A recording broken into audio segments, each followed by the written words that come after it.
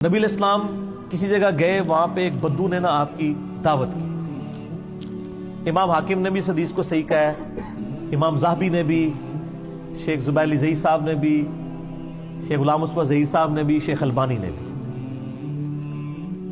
تو وہ جب دعوت کی نا تو وہاں پہ اس نے نبی علیہ السلام کی خوب مہمان نوازی کی، تو آپ بڑے خوش ہوئے۔ آپ نے فرمایا مانگ کیا مانگتا ہے؟ اب وہ بدو تھا، اس نے کہا یا رسول اللہ صلی اللہ علیہ وسلم ایک اونٹ چاہیے۔ ہم سے کوئی کہ ہم تو کہیں گے یا رسول اللہ آپ کا پڑوس جنت میں، جو صحیح مسلم میں ہے، سل ربیہ ایک صحابی حضور کو وضو کرواتے تھے، سمندر رحمت جوش میں فرمایا کیا مانگتا ہے؟ مانگ۔ انہوں نے کہا جنت میں آپ کا پڑوس۔ آپ فرمایا اور کچھ مانگ لے؟ انہوں نے کہا نہیں یا رسول اللہ یہی۔ فرمایا پھر کثرت سجود سے میری مدد کر، یعنی تو عبادت کر، میں اللہ سے دعا کروں گا تو میرا پڑوس۔ یعنی اس کائنات میں سب سے بڑی چیز اللہ سے جو مانگی جا سکتی ہے نا وہ یہی ہے۔ ویسے تو اس سے بھی بڑی ایک چیز ہے لیکن وہ ملنی کوئی نہیں، کہ انسان اللہ سے یہ مانگے کہ یا اللہ مجھے نبی بنا دے۔ لیکن یہ وہ بھی ہے چیز، یہ اللہ کا فیصلہ ہے۔ ہم اللہ سے تو کہتے ہیں اللہ مجھے مومن بنا دے، اپنا ولی بنا لے، یہاں تک تو دعا کر سکتے ہیں، نبی بننے کی دعا تو نہیں کر سکتے۔ نہ نبی علیہ السلام کے خاتم النبیین ہونے سے پہلے کر سکتے تھے نہ بعد میں، ورنہ سب سے بڑی دعا یہ ہوتی۔ اس کے بعد اگر کوئی دعا ہے نبی نہیں بنا سکتا تو نبیوں کا پڑوس، اینڈ رزلٹ یہ ہو کہ جنت میں نبیوں کے ساتھ۔ تو اس بدو نے کہا یا رسول اللہ ایک اونٹ چاہیے، ایک بکری جو دودھ دیتی ہو۔ اور آپ فرمایا تیرے نالوں تے اللہ دے بندیا موسیٰ علیہ السلام دے زمانے دی بڑھڑی چنگی رہ گئی، انہوں نے بھی کوئی صحیح گل مانگ لی سی، تو اونٹ اور بکری مانگ رہا ہے؟ تجھ سے تو موسیٰ علیہ السلام کے زمانے کی بڑھیا اچھی رہ گئی۔ وہاں پھر آپ نے حدیث بیان کی کہ ہوا یہ تھا کہ جب بنی اسرائیل حضرت موسیٰ علیہ السلام کو لے کے شفٹ ہو رہے تھے نا شام کی طرف مصر سے، تو راستہ بھول گئے، تو موسیٰ علیہ السلام نے علماء کی میٹنگ کال کی۔ اے تہاڈے علماء دی نہیں، انہاں دے صحابی جڑے سن، ان کا کوئی مسئلہ ایسا ہے جس کی وجہ سے ہمیں راستہ نہیں مل رہا۔ تو علماء نے حضرت موسیٰ علیہ السلام کو عرض کی کہ یا نبی اللہ، ہمارے آباء و اجداد نے حضرت یوسف علیہ السلام سے موت کے وقت یہ عہد لیا تھا۔ حضرت یوسف نے کہا تھا کہ جب کبھی بھی بنی اسرائیل مصر سے شفٹ ہوئے نا تو میری لاش ساتھ لے کے جائیں گے شام، میرے آبائی ملک۔ آپ کو پتہ ہے نا کہ وہ حضرت یوسف علیہ السلام تو ایک حادثے کے تحت مصر آئے تھے نا، آبائی ملک تو شام ہی تھا نا، جو کچھ بھائیوں نے کیا، اور اس پہ ایران والوں نے ایک فلم بھی بنائی ہوئی ہے۔ سورہ یوسف تو اتنی دردناک ہے انسان پڑھ نہیں سکتا، کس طرح ایک چھوٹے سے بچے کے ساتھ کیا کچھ کیا۔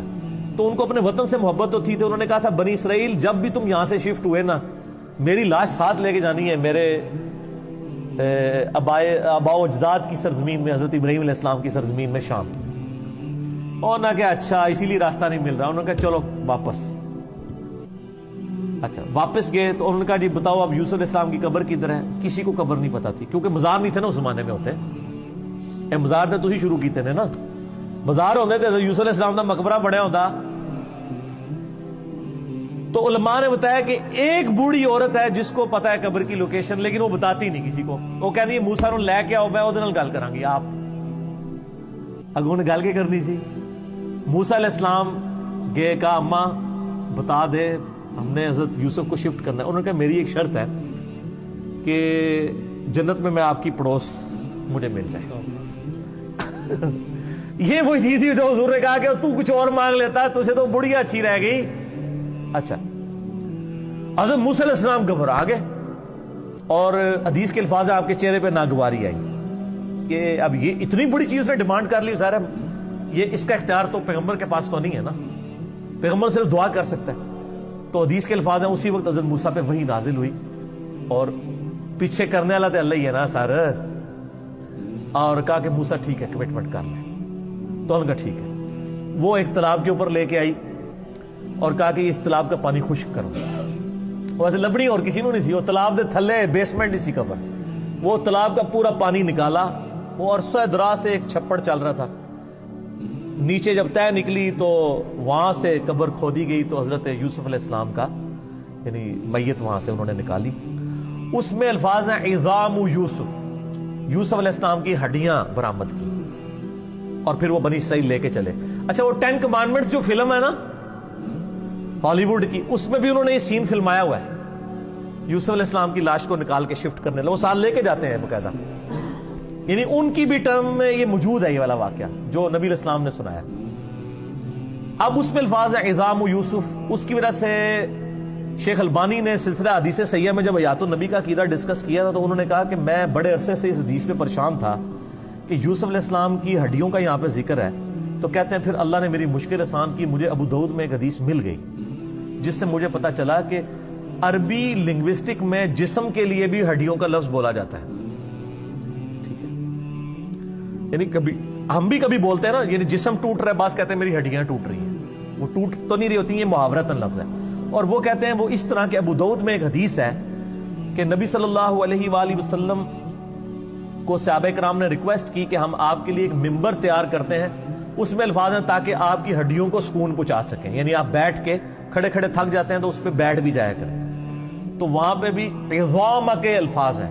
تو شیخ البانی کہتے ہیں مجھے پتا چلا کہ عرب کے لوگ جسم کے لیے بھی عظام کا لفظ بولا کرتے تھے، ہڈیوں کا لفظ، تو چونکہ یہ بیان کرنے والے ایک عربی شخص ہے یعنی نبی علیہ السلام، تو وہاں پہ عظام و یوسف سے مراد یوسف علیہ السلام کی میت ہے، اور ڈھانچے سے مراد یہ نہیں کہ وہ ہڈیوں کا ہی ڈھانچہ ہے، یعنی مراد پورا جسم، کیونکہ خود نبی علیہ السلام اس عقیدے کے بارے میں بتا رہے ہیں۔ بلکہ سر اس سے بڑھ کے آپ وہ صحیح بخاری میں موجود ہے، حضرت عمر کی وفات کے تقریباً 70 سال کے بعد حجرہ عائشہ کی جب دیوار گری تو صحیح بخاری میں حدیث موجود ہے 1390 تو ایک پاؤں ظاہر ہوا، لوگوں نے استغفار پڑھا تو عروہ کو بلایا گیا۔ عروہ حضرت عائشہ کے بھانجے تھے، حضرت عبداللہ ابن زبیر کے چھوٹے بھائی، وہ چونکہ حضرت عائشہ کے پاس فریکوینٹلی اندر جاتے تھے، محرم تھے، ان کو حجرے میں قبروں کی لوکیشن پتہ تھی، انہوں نے کہا نہیں یہ حضرت عمر کا پاؤں ہے، یہاں پہ حضرت عمر کی قبر تھی۔